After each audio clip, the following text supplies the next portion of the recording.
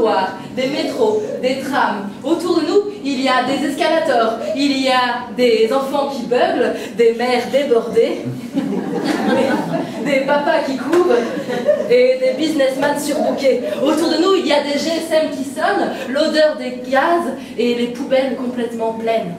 Et tout ce petit monde court dans tous les sens. Les troupeaux d'hommes se bousculent, s'arrachent, se marchent dessus et rentrent dans des boîtes de conserve qui ouvrent la bouche, qui ferment et qui roulent. Et au milieu de tout ce mouvement, juste là, il y a un homme, arrêté par le système, immobile.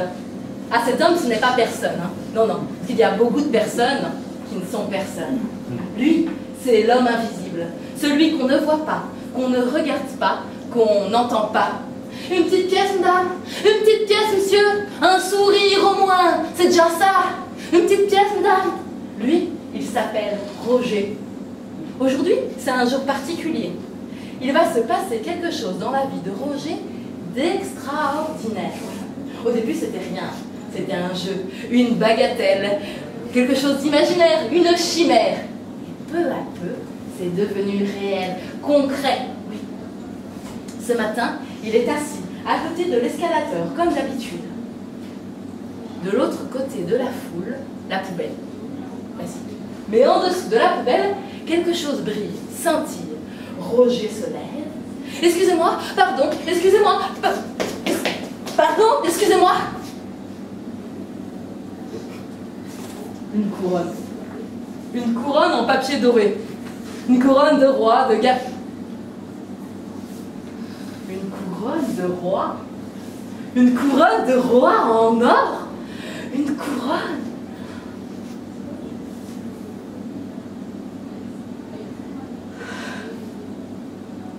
À partir de cet instant, les passants ne sont plus des passants, mais des sujets. Il ne fait plus la manche, mais il récolte la peau. Les jeunes demoiselles ne sont plus des jeunes demoiselles, mais des soubrettes. Eh oui, c'est quand même intéressant, on peut le dire.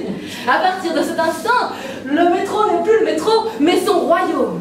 Tout doucement, armé de vieux magazines, de colle et de ciseaux, il construit son palais. Une véranda, une piscine, un lit baldaquin. Il coupe, il colle, il coupe, il colle. Et puis... Peuple de Bruxelles! Aujourd'hui est un grand jour. Approchez, mes amis.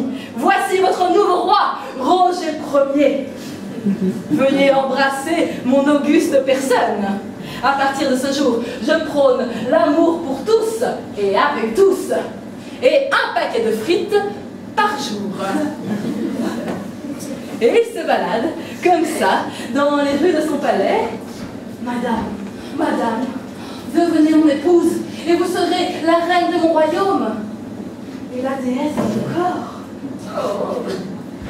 Oh, c'est une journée magnifique. Et puis tout doucement, le métro se vide. Les pas se ralentissent, le silence, la solitude.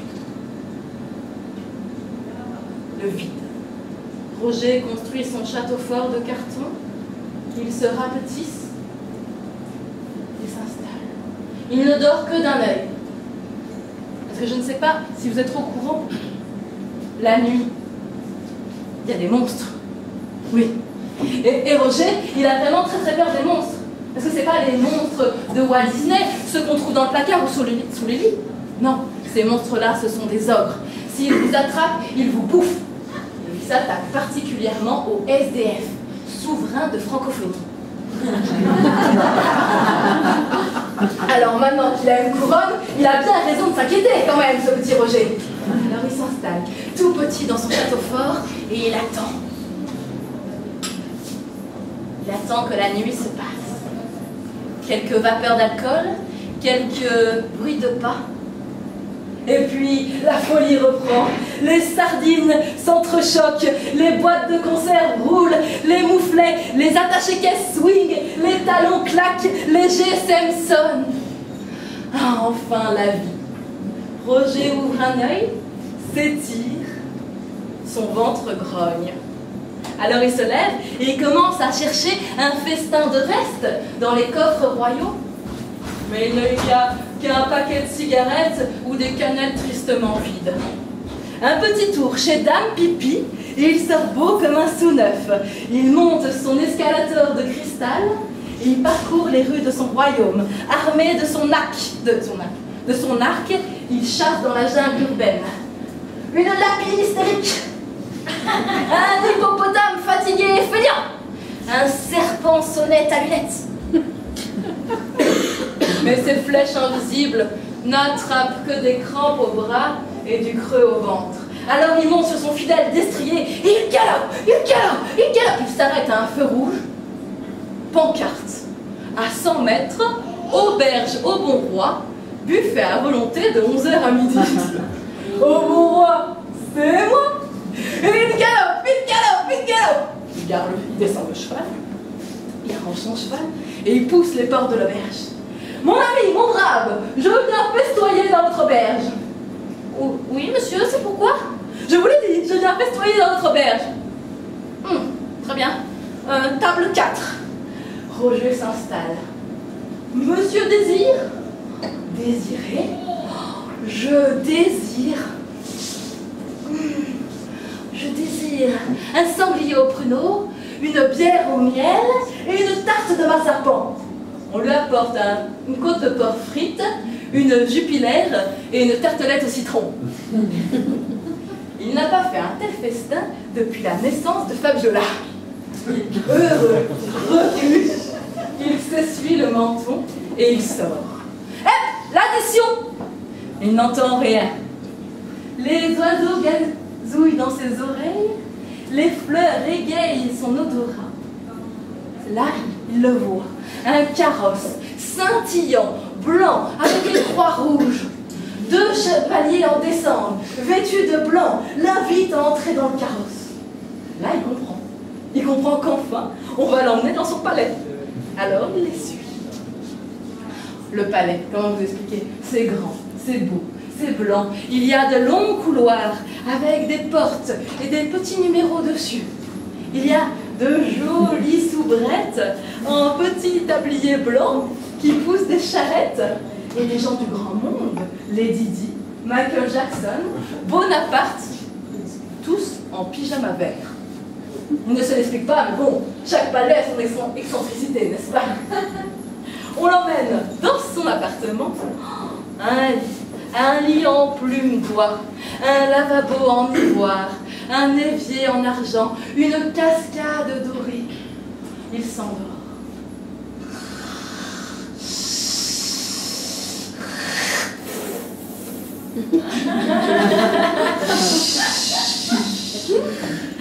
Le matin, ma couronne, précieusement précieux. Il se lève, au pied de son lit, un pyjama vert. Il sort nu, va dans une salle d'eau privée, il se met sous la cascade sacrée. La misère accumulée coule au fond des égouts. Il sort neuf, nu. Il sort de sa chambre, une soubrette se précipite, lui donne ses habits royaux. Merci, mademoiselle. Et il parcourt les rues de son palais. Là, la salle du trône, un fauteuil rouge en velours et en bois massif, il s'installe. Au palais, les journées sont plaisantes.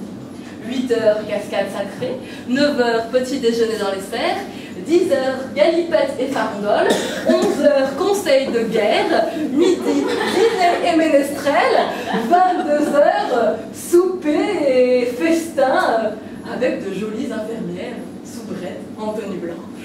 Ah, il est heureux. Et puis un jour, il la voit. Une nouvelle. Elle s'appelle Henriette. Henriette, désolée, hein. Henriette, elle est encore plus belle que madame. Elle a une peau de crapaud. Elle a des dents de cheval. Et elle a des cheveux de serpillière.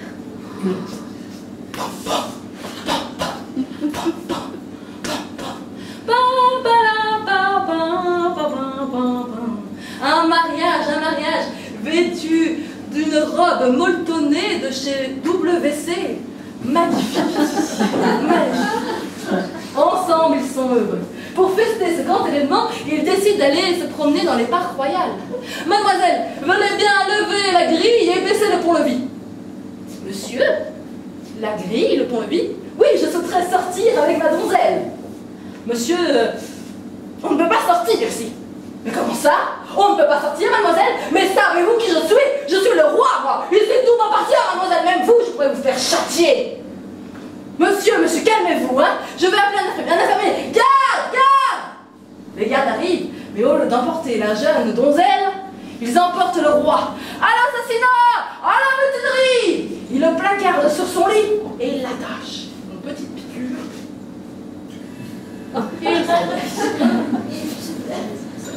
Mais à partir de ce jour-là, il n'est plus le même. Il reste dans le couloir, dans sa camisole de médoc, le regard mort, bave. Il regarde les infirmières qui passent. Je vous ferai pendre. Je vous ferai pendre. Je vous ferai pendre. Tous là. Toi qui ris là, je te ferai pendre.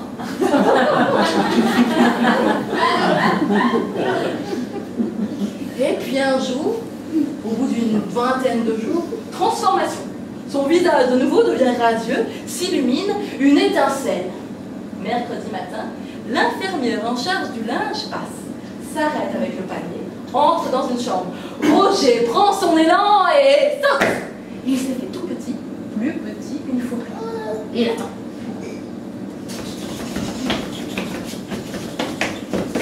Escalier. Les enfants de la maternité beuglent, mais il est bien en dessous. Il n'y a personne. Il sort la tête. Vide. Il est dans une buanderie. En haut de la buanderie, une fenêtre abattant. Il escalade l'étagère. Il sort par la fenêtre et il court. Il court. Il y a l'air dans ses cheveux. Il sent l'odeur de la ville qui papille ses narines. Il se sent léger comme une plume et fort comme une gazelle. Et là, comme par magie, les portes du palais s'ouvrent. Il se retrouve dans la rue.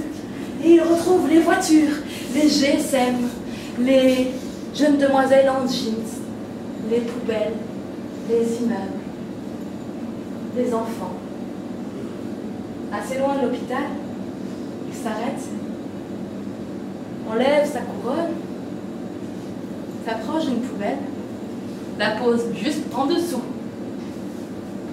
À partir de ce jour, il décide qu'il faut mieux être un mendiant libre qu'un roi enfermé.